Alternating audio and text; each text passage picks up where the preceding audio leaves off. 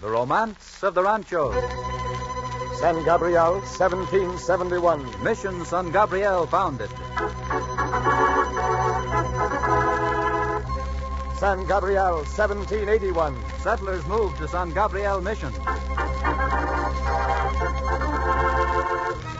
San Gabriel, 1821. Christmas celebrated at completed mission.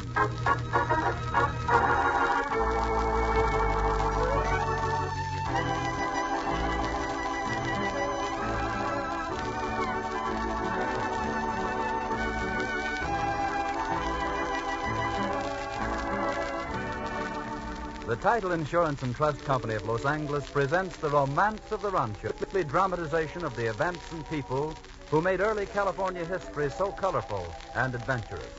Our wandering vaquero, Frank Graham, returns tonight with the story of a Christmas long ago, in the days of the dawn.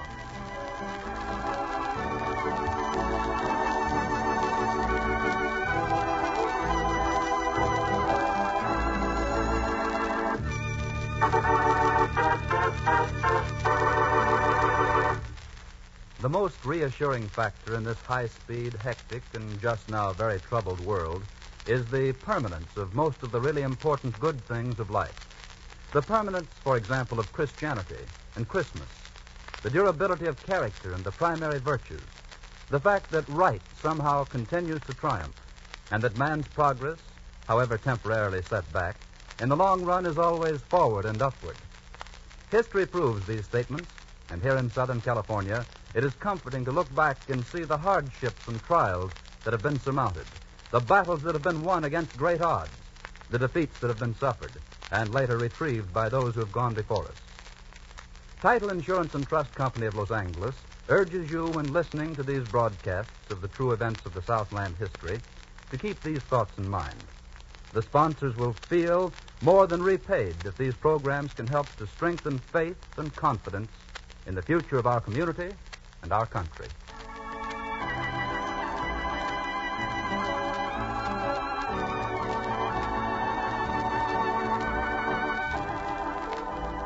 And here is our wandering vaquero, Frank Graham, to tell us the story. Buenas noches, señoras y señores. Tonight we're going to tell you the true story of the founding of one of the greatest civilizing influences in the history of our section of Southern California, the Mission San Gabriel, and the story of Pedro, the Indian, which is purely fictional, illustrating how Christmas might have been celebrated there a great many years ago. I'm sure that you will find it a story filled with the romance of the Ranchos.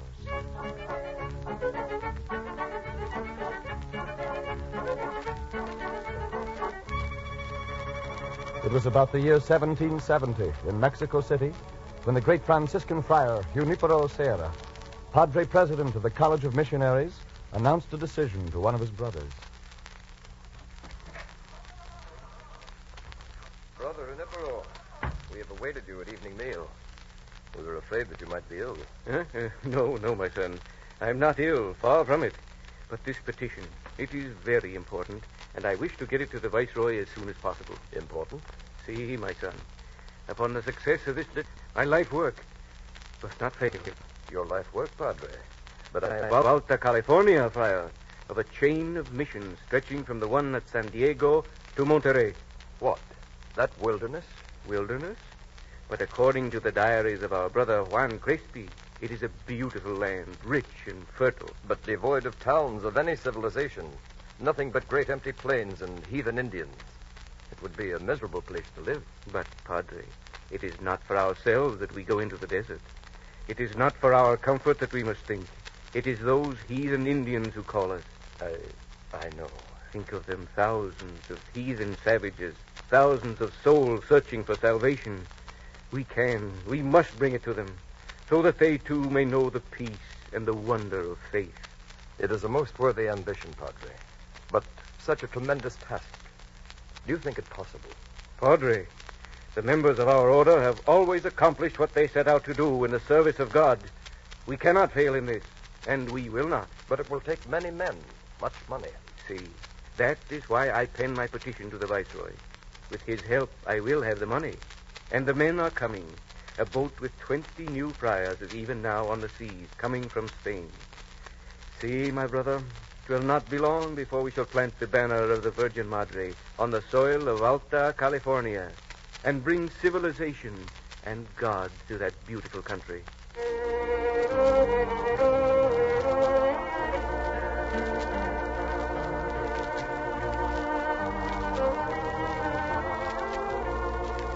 Junipero Serra's great dream of a chain of missions stretching the length of California was to be realized. The Viceroy authorized the construction of the first 5, and plans were started. And so it was that early in September of 1771, 2 padres, Pedro Benito Gambon and Angel Somera, arrived with their founding party at what had been chosen as a suitable site for the 4th in the series of California missions. Close by the banks of what is now the River San Gabriel, they camped. Put more brush against the side here, Sergeant. Hey, Padre. We will have it finished very soon. Bueno. It is not a very imposing building for a mission, is it? Not very. But it's the best we can do in so short a time. Tomorrow we can begin on a more permanent home. See, but in the meantime, this house, made of the good earth and brush, will serve as the house of God. In it, we can begin our task of bringing the word of the Lord to these poor savages. That looks like it may be a pretty big job. They don't seem so friendly.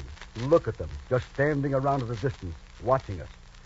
I wish I knew what they were talking about over there. They must be gods, not men. See, they bring with them great animals, bigger than the deer. They ride upon their backs. The animals are their friends. Do as they tell them. It is black magic.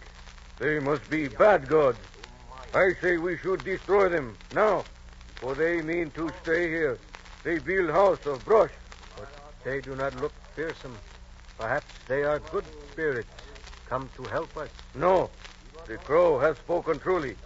These strange men with their animals must be destroyed. Why not approach and speak to them? Learn why they come. No. Listen. The gods of the mountain are wrathful. They shake the earth. It is an omen.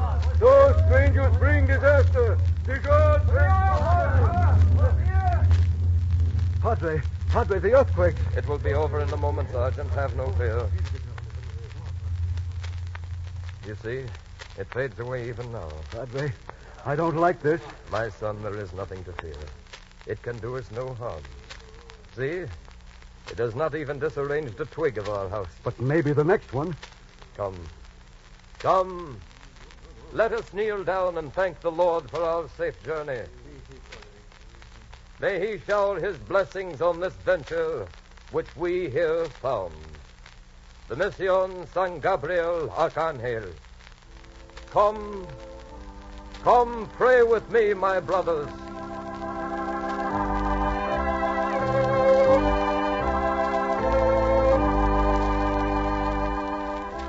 And so was founded the first site of the Mission San Gabriel.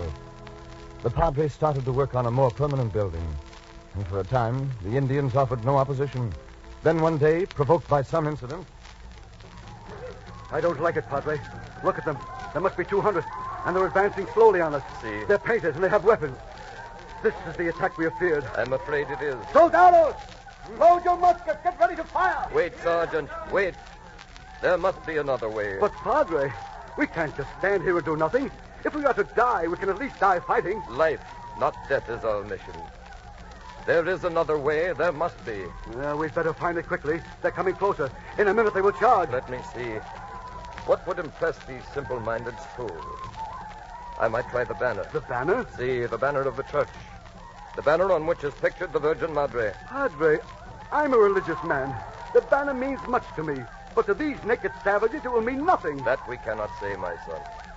The power of the Lord is manifest in many ways. Just the same, I would rather trust my life to the musket, not the banner. Please, let me fire on them. No, not until there is no other way.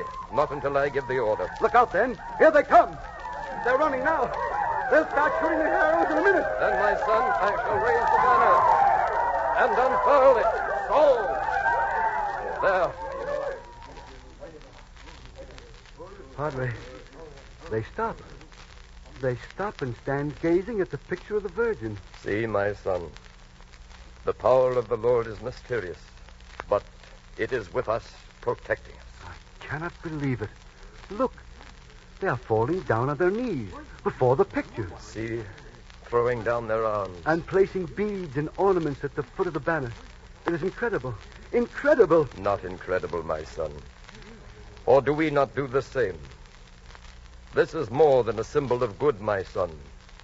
This banner of our church is an act of power for good, and it will prove the salvation of these poor barbarians and bring success to our venture. Thank thee, O Lord.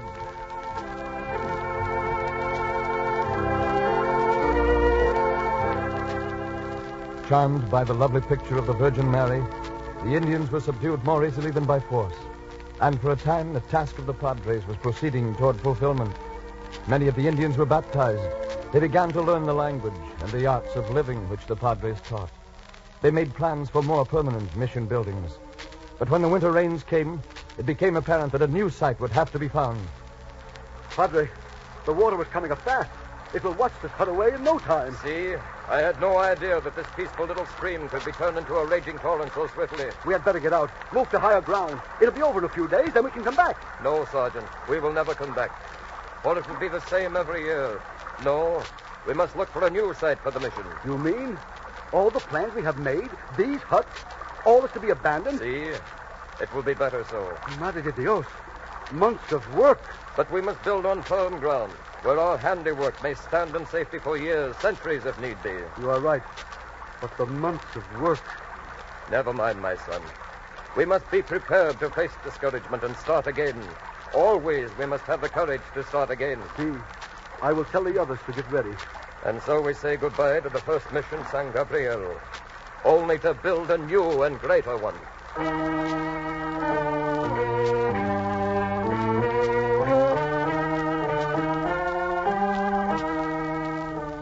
And they did build a new and greater mission, San Gabriel, upon the present site. First a small house in which the Padres kept their uncomfortable quarters. Then the great church was started. Around it clustered the homes of the Indian neophytes, and later the Spanish settlers who came from Mexico. Laboriously the work was carried on, and slowly the great mission took shape. Then, one day in 1797... Ah, Padre. Buenos dias. How is the work proceeding today, Sergeant? Very badly, Padre. I don't know what is wrong. Only this handful of the workmen have appeared. The rest I cannot find. I know they will be late.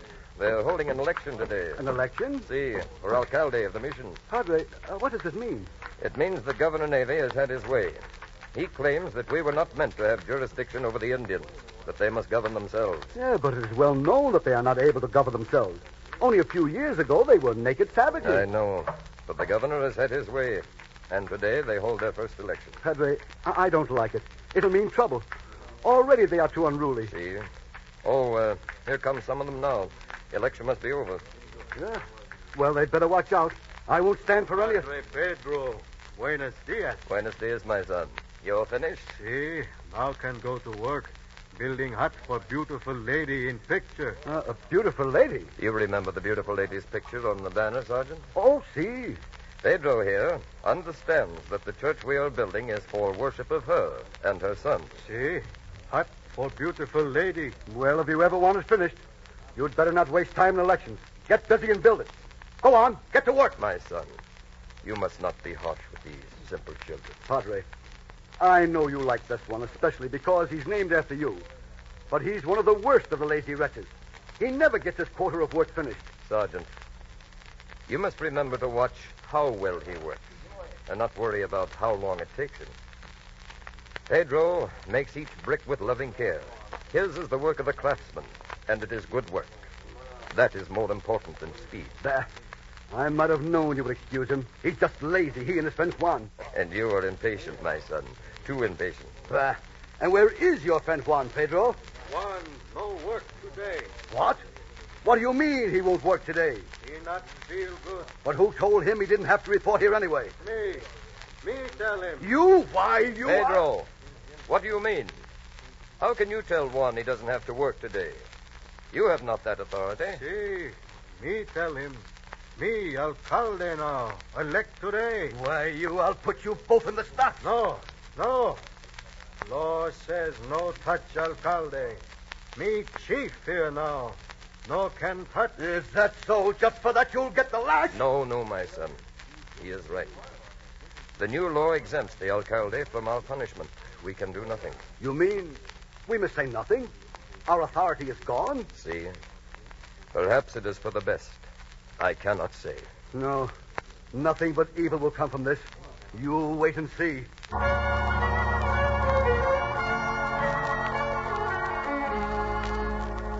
And the effects of Governor Navy's new law was to bring evil to the mission. For the Indians were not ready for self-government under a strange and foreign civilization. They became unruly and insolent, and as more white settlers poured into the land, the simple Indians were easily corrupted and debauched. But work proceeded at the mission in spite of handicaps. The buildings sprang up, fields and orchards bore fruit, herds of cattle multiplied and thrived. The Indians learned the arts of the white man, tilling the soil, caring for cattle, weaving, sewing, making soap and grinding meal. But as time went on, friction between soldiers and Indians and settlers caused periodic bad feeling. It was at one such time... Padre. See, my son. Pedro. Sergeant. Why do you have Pedro bound? I just wanted you to know that your favorite here is not so righteous as you think. I'm about to give him the lash. What has he done? He struck one of my soldiers. It was lucky he was not killed in return. Is this true, Pedro? Si, Padre Pedro. Sergeant, I am inclined to believe that if Pedro struck your soldier, he had good reason to. Padre. I mean it. Those men of yours have been unnecessarily harsh toward the Indians. I cannot approve of it. My men are harsh only when these savages try their insolent tricks. They have become impossible since they have their own elections. I cannot agree with you. And I am not pleased by this action of yours. That can't be helped, Padre. He gets the lash, nevertheless. No. Sergeant, I ask you not to do this. The Christmas celebration is not far off. In the spirit of that great anniversary, let him go. He must be punished, Padre, or soon we will have no authority at all. No. Me go away. Out here! Pedro. Stop, you heathen! Come back here! Pedro, come back. Don't run away. Come back.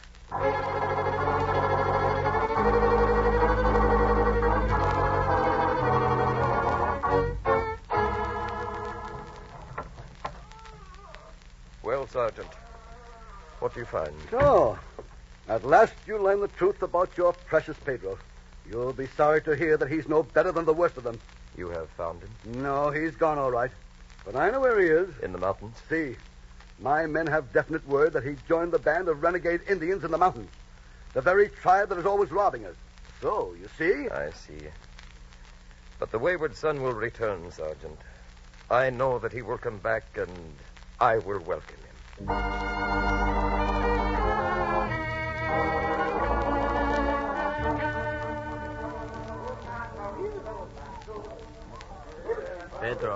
Pedro. Si. Why you sad? Sit, stare at fire like dead man. I think San Gabriel. San Gabriel? Oh, no more home. You'll never go back. They kill you. Padre not kill. But soldiers. See, Pedro, you feel better when you ride with us out on raid. Oh, that good. You no feel good just sitting at campfire staring. I no like ride on raid. It's not right. Only Padre say not right. Chief say right. Chief better man than Padre. No. I think Padre better man. He say not right. I feel not right. Oh, you feel different when you try. You try once, then see. Pedro, they no want Indian at San Gabriel. They say you bad. You forget San Gabriel. Can never go back. You bad Indian now. So you like us. You stay here. Go on raid. Feel better. Come see what things took on last raid. Come to campfire with riders. Look. I stay here. No, come look. Riders raid San Gabriel. Bring many things. San Gabriel? See? Bring many things. Come, look. See, I come look. Pedro, here things. Look, much food, sticks of gold. What's that? That picture paint on skin. Unroll, see picture. One. That picture of beautiful lady. See? From church, San Gabriel. See? That beautiful lady build hut for. See? Riders take at San Gabriel. Bring here. No, cannot take.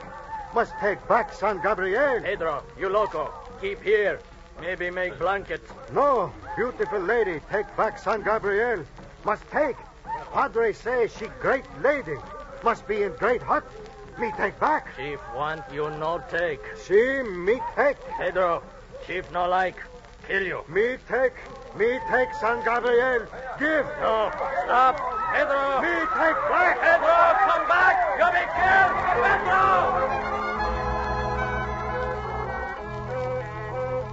Down from the mountains ran a solitary Indian. Behind him came his vengeful brothers. Toward the mission of San Gabriel he ran. Toward the little settlement where even then the Padre prayed. Our Father in heaven, on this great night, bless these children of yours. Keep them safe and happy, and bring them the peace and goodwill you promised for us all. And for the wayward, bring them back to the fold for this great celebration, this Christmas Eve. It was Christmas Eve at San Gabriel, and the Indians joined in celebration with the white settlers. Great was the rejoicing, for after attending Mass at the church, the whole population reveled in games and dancing. The favorite sport of the children and grown-ups alike was to join in performing the pastores, or pastoral play, in which the players went from door to door, acting out the story of the nativity for each family at home. The children followed along with their own version, replete with the devil chasing the poor travelers. The performers, young and old, were then invited inside for refreshment.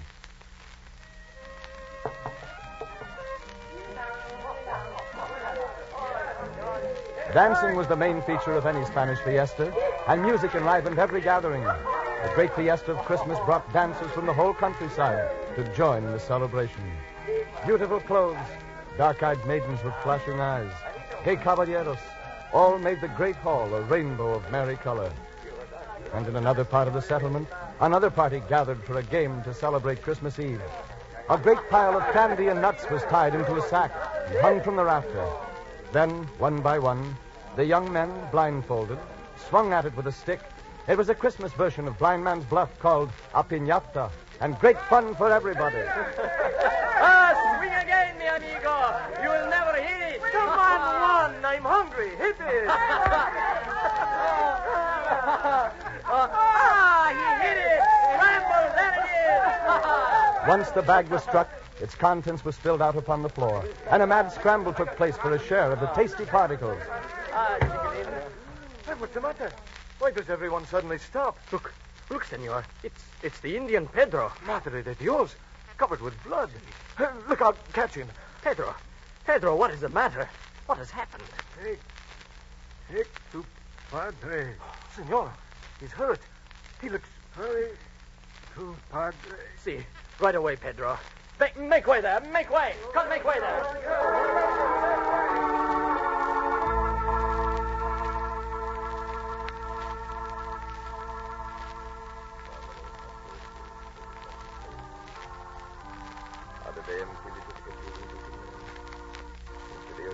Padre, it's Pedro, the Indian. Pedro, my son. Here, place him here on the cot. See, he looks badly hurt, Padre. Blood. Let me see. No, thank goodness. I don't think it's as serious as it looks. He's probably suffering more from exhaustion than from the blows. Padre Pedro. See, my son, what is it? Me sorry. It's all right, Pedro. You shouldn't have run away, but you've come back. Must come. Bring beautiful lady. Beautiful lady? What is He was carrying this, Padre. the banner of the Virgin that was stolen? Beautiful lady. In great hut. Safe. See, Pedro, safe. And she will keep you safe, too, in her great hut. Me not bad Indian. Bad, my son? If all of us strayed no farther from the path than you, this world would be far happier. My children, let us all kneel and give thanks for the return of a lost lamb to the fold on this happy Christmas Eve.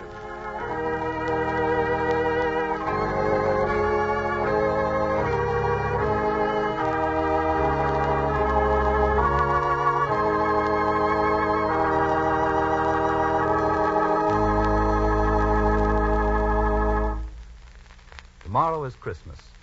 To all of us, Christmas is and will remain, even through the most difficult times ahead, a day of reverent celebration, an occasion for the expression of sincere goodwill toward our families, friends, and fellow citizens.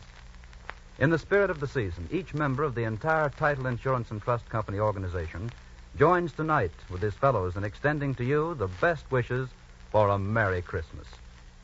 As a personal expression of this wish, the Title Insurance and Trust Company's Men's Chorus, a group of 24 employees of the company, under the direction of Charles Monroe, presents a Christmas carol, Joy to the World.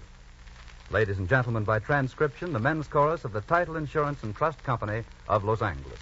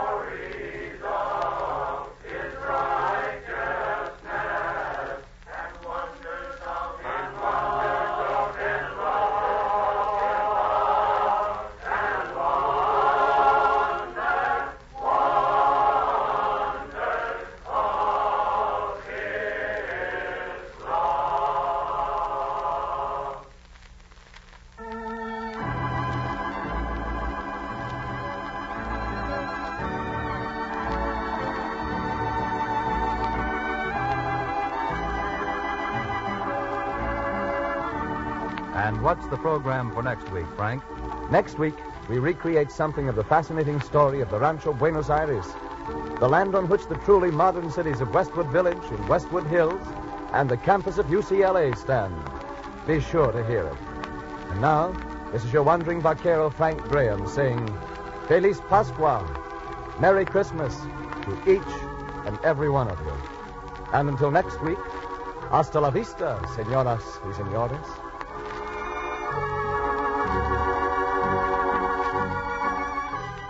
The Romance of the Ranchos, a presentation of the Title Insurance and Trust Company of Los Angeles, featuring Frank Graham as the wandering vaquero, is dramatized by John Duffel and produced by Ted Bliss, with special music arranged by Irwin Yo. Bob Lamont speaking and wishing you all a very Merry Christmas. This is the Columbia Broadcasting System.